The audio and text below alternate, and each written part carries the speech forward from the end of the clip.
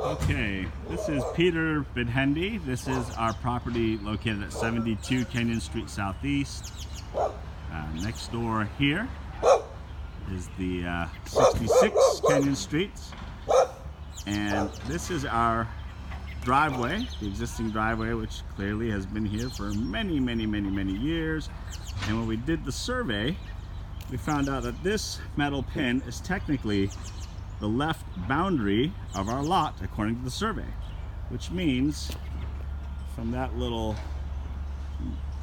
fence post to here is just about 5 feet, and this driveway goes all the way to the back of the property.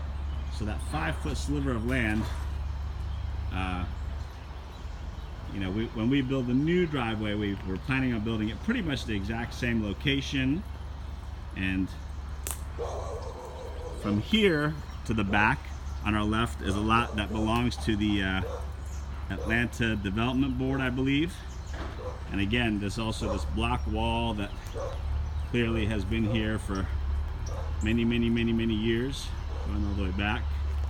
And we would situate our garage a few feet away from the property line, not from that line, but from the property line, and about 12 to 15 feet back from our rear property line.